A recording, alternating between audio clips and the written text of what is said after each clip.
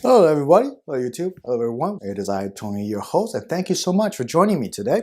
And today on Tony's Corner, we're going to be talking about real estate, of course, but we'll be talking about specific party, in which I'm hoping to every episode I'll be introduced advice to specific parties in your real estate needs. And today we'll be talking about buyers. And my first advice, go get yourself a pre-approval. Now, what do I mean by pre-approval? A pre-approval is basically if you go to any major banks and before you even start looking at real estate, you want to find out what you're able to afford, and if the rates are compatible with you, if it's something within your means, you could secure yourself a pre-approval for 90 days. And that's very important in the process of buying real estate, even before you start looking. One of my favorite sayings I heard all day is, if you fail to plan, then you're planning to fail right from the beginning. And that's true for real estate. And there are three reasons why I specifically request that all buyers usually get yourself a pre-approval before you even start looking at properties. Number one reason, of course, was a pre-approval. You know exactly what you're able to afford.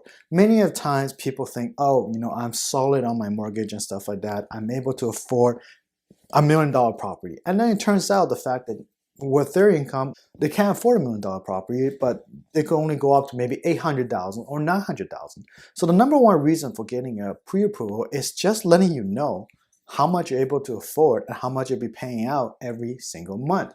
That way, it works out a lot better, and you won't be wasting your own time looking around properties that are out of your price range. On the opposite end, you might be able to afford a bit more than you originally thought, and then you could upgrade from maybe a condo to a townhouse or a townhouse to a house. So that's number one reason why you should go get yourself a pre-approval. Just get the planning prepared.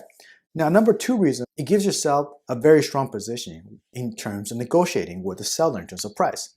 For example, if you go into a multiple offer situation, seller hates to see more subject, especially subject to financing, because there's uncertainty in that area. Number one reason why people get out of the contract or accept an offer is because of subject to financing. They didn't get their financing approved. So seller hates to see that, especially in multiple offer situation. So if you go approach something like that and you have subject to financing, the chance of you getting accepted offer is very low. But if you go in there and you have a pre-approval and you're able to afford the price range that you're currently offering, you don't need to go in with the subject to financing, and it clears up a lot and significantly increases your chance of getting a property. But that you can only do so if you know for sure that you're able to get a mortgage, and that's where pre-approval comes in. Even if it's not a multiple offer situation, if you have a pre-approval letter from the bank, you could go up to a seller and say, hey, I have a pre-approval letter. I only need subject to inspection. I don't need anything else.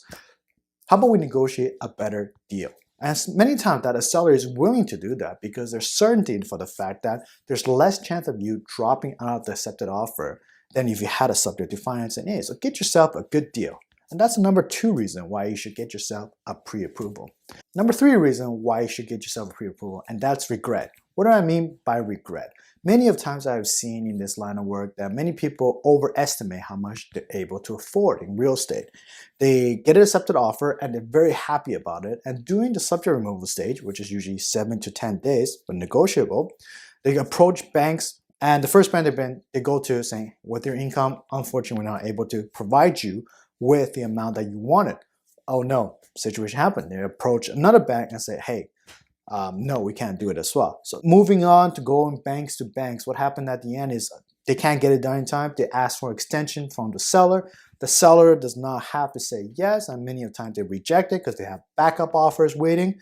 And lo and behold, they collapse on the deal. And the buyers are in dismay because of the fact that they did not plan ahead of time and get a pre-approval. So that is the number three reason why I really suggest every buyer, before you even start looking at property, no matter what your income is, go get yourself a pre-approval. It makes your position a lot stronger. And when we go in and put an offer on the board, your offer will probably be the best offer out there. All right.